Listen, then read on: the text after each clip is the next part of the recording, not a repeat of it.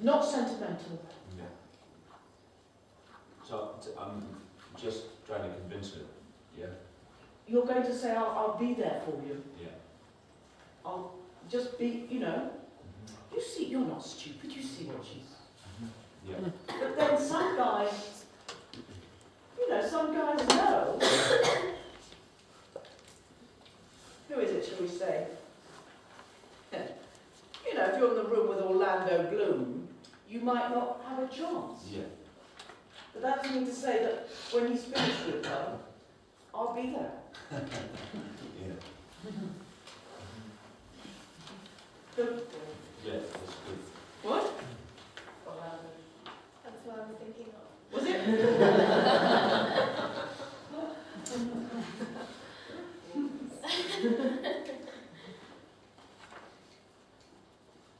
Good, it's going to be fun. Off you go. Let's run it. He's got a place in him that's steel somewhere. Yeah. He loves her, he's going to stand by her.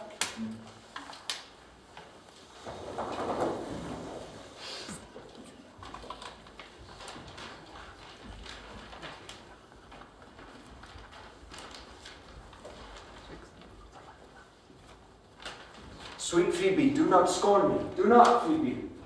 Say that you love me not, but say not so in bitterness.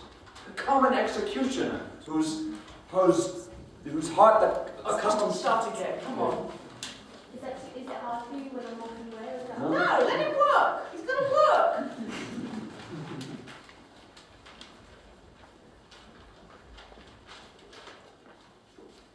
Sweet Phoebe, do not scorn me. Do not, Phoebe.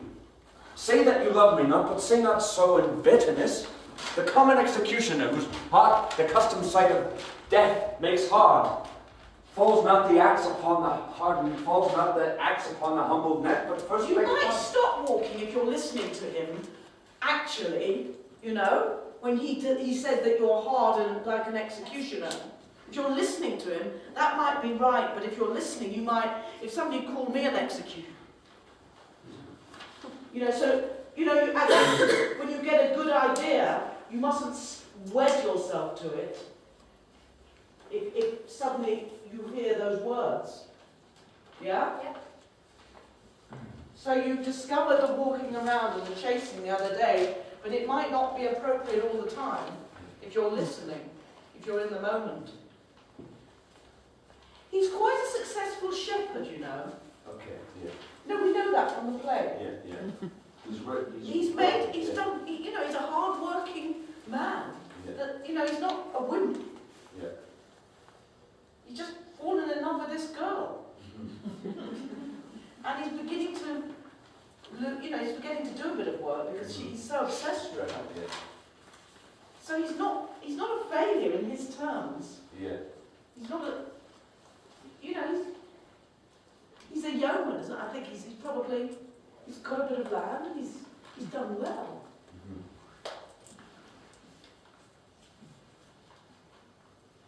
Sweet Phoebe, do not scorn me. Do not, Phoebe. Say that you love me not, but say not so in bitterness. The common executioner, whose heart the accustomed sight of death makes hard, falls not the axe upon the humbled neck, but first begs pardon. Will you sterner be than he that lives and dies by bloody drops? I would not be thy executioner. I fly thee, for I would not injure thee. Thou tell'st me there is murder in mine eyes. 'Tis pretty sure and very probable that eyes that are the frailest and softest things, who shut their coward gates on atomy, should be called tyrants, butchers, murderers. Now I do frown on thee with all my heart, and if mine eyes can kill, now let them kill thee. Why now? Counterfeit to swoon? Why now fall down? Or if thou canst not, oh, for shame! For shame! Lie not to say mine eyes are murderers. Now show me the wound mine eye hath made in thee. Scratch thee but with a pin, and there remains some scar of it. Lean upon a rush, the cicatrice uncapable in pressure thy palms a moment keeps. Now mine eyes, which I have darted at thee, hurt thee not.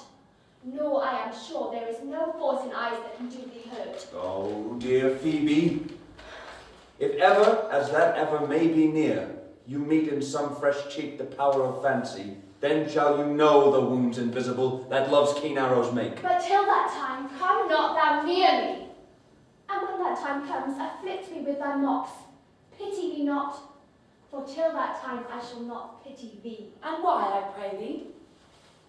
And why, I pray you? You've got to get in there, haven't you?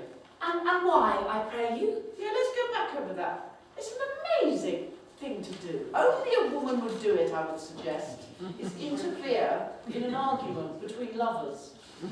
Any man here would do that?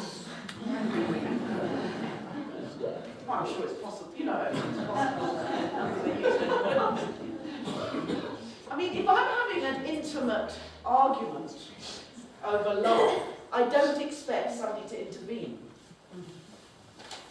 Is that right? Yeah. So you've got to intervene. Yeah. And why do you intervene? Because she says I won't pity you, and I think that's a real injustice. Let's go back over Rosalind's story. We've heard a bit of it.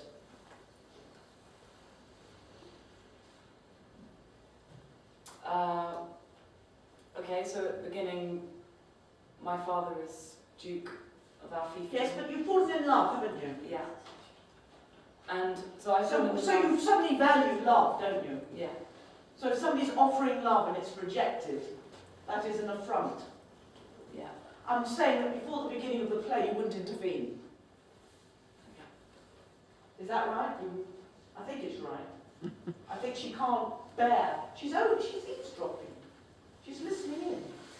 And suddenly she gets out of her hiding place and says, "Who are you? Who are you?" I think she can't do it from her. I think she has to get into the scene. Good. Yeah? Mm-hmm. Let's take it back to the... Get in there. It's you know what you're feeling. You want Orlando. You're wanting a man to want you. And she's rejecting you. So it's personal again. You don't know this girl, but... Yeah?